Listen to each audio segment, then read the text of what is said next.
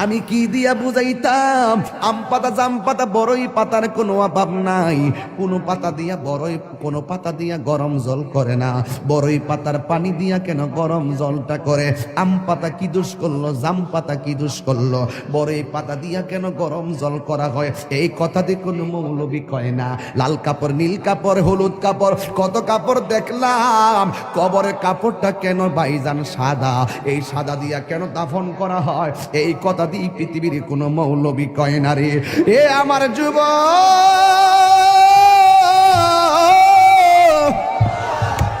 কি দিয়ে বুঝাবো কবরটা কেমন ডেঞ্জারাস? কি দিয়া বুঝাবো মরণটা কত কঠিন? কি দিয়া বুঝাবো তাহিরের একটা দিন চলে যাওয়া মানে হলো আমার জীবন থেকে চিরদিনের জন্য দিনটা চলে গেছে। কোটি টাকা দিয়েও এই ঘন্টার সময়টা আনতে পারতাম না। এখন আমি শ্বাস ফালাইতাছি, 1 টাকা বিল দেওয়া লাগে না। নদীর পারে হাওয়া খাই, বিল দেওয়া লাগে না। পল্লী বিদ্যুতের ফ্যান বাতাস খাইলে বিল দেওয়া লাগে। আইসিইউতে ঢুইকা গেলে দিনে 50,000 টাকা গোনা লাগে। আমার আল্লাহ যে কত নিয়ামতের বাতাস আমরা ঢুকাইতাছে, বাইরে কইরাইতাছে, 1 টাকা বিল নেই না। আল্লাহ কয় বিল লাগতো না, শুধুমাত্র তোরা 5 বার আইসা কপালটারে মাটির মধ্যে লাগাইয়া দিবি। সুবহান রাব্বিয়াল আলা বলবি। দুনিয়ার মালিকের ডিউটি 20 দিন না করলে 20 দিনের বেতন কাটা। আর আমার আল্লাহ তোরে হাজিরা দিছে দৈনিক 5 বার। 1 মাসও হাজিরা দেও না, 2 মাসও দেও না, মাঝে মাঝে সিটারি হাজিরা দাও। কিন্তু আমার আল্লাহ ইচ্ছা করলে তোমার গলার মধ্যে কাটা লাগাইয়া আমার আল্লাহ রিজিকটারে বন্ধ করে দিতে পারে। এরপরও আমার আল্লাহ রিজিক বন্ধ করে না কেন জানো নি? কারণ হলো আমার আল্লাহ কয় আমি আল্লাহ তোরে মায়া কইরা বানাইছি, মায়া লাগে। আপনি আল্লাহরে বলবেন আল্লাহ, আল্লাহ গো, আল্লাহ গো। এই দুনিয়ায় বিপদে পড়লে কত মানুষ তোরে সহযোগিতা করে, কিন্তু হাসরের ময়দানে কেউ কাউকে চাইবে না। আমার আল্লাহ জবানটারে বন্ধ কইরা আল্লাহ বই হাতের সাক্ষী হাত দিবে, পায়ের সাক্ষী পা দিবে। কিছু কিছু মানুষ আমল নামা নেওয়ার জন্য পাগল হয়ে যাবে। আল্লাহ এই আযাব আর সহ্য হয় না, তাড়াতাড়ি ওই তো জান্নাত দাও নাইলে জাহান্নাম দাও, তাড়াতাড়ি আমরা আমল নামা দাও।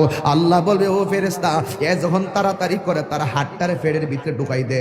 এবার বাম হাতটার পেটের ভিতরে ঢুকাইয়া এই হাতটারে পিছন দিক দিয়ে বাইর করবে।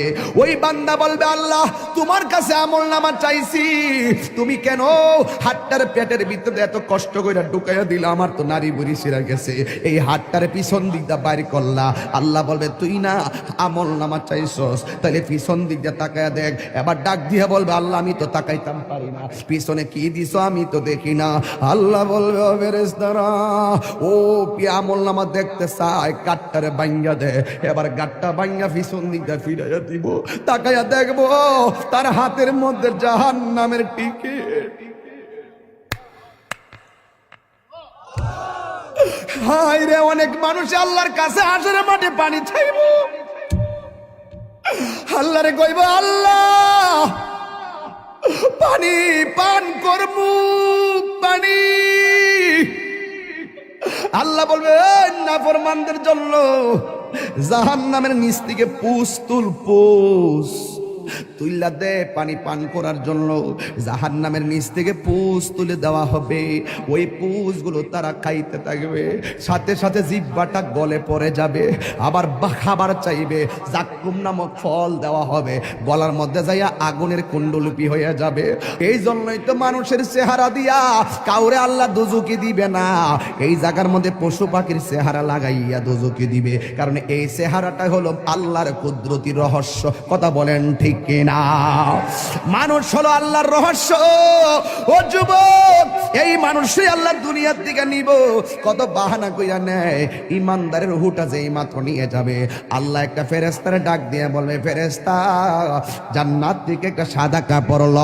একটা সাদা কাপড় লইব, সাদা কাপড় লইয়া বলবে ইমানদারের কাছে যাও।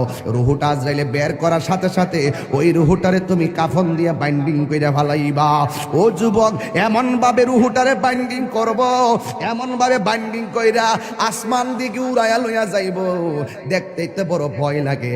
এমন ভাবে বুঝি তাহিরির বাইন্ডিং করব, এমন ভাবে বুঝি আপনারে বাইন্ডিং করব, দেখলই তো কেমন জানে লাগে, দেখলেই তো কেমন জানে লাগে। এইভাবে বুঝি আমার বাইন্ডিং করব।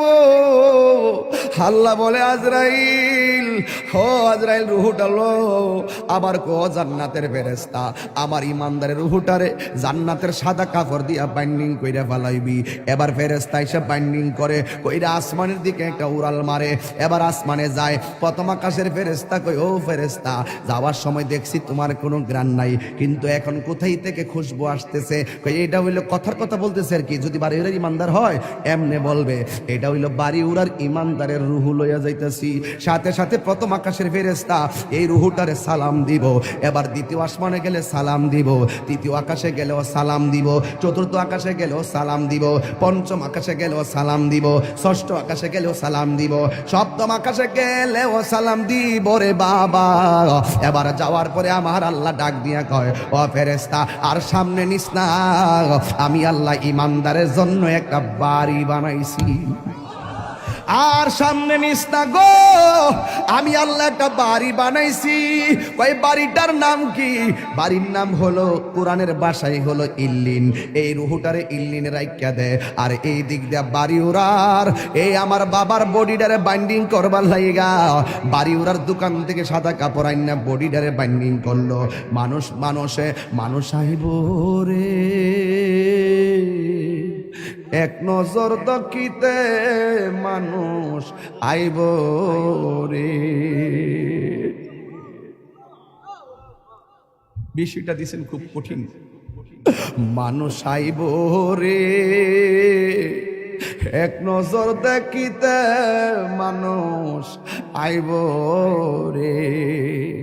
দেহ কাচার অচিন পাখি, দেহ কাচার ও চিন পাখি, উইরা যেদিন যাইব রে, এক নজর দেখিতে মানুষ আইব রে।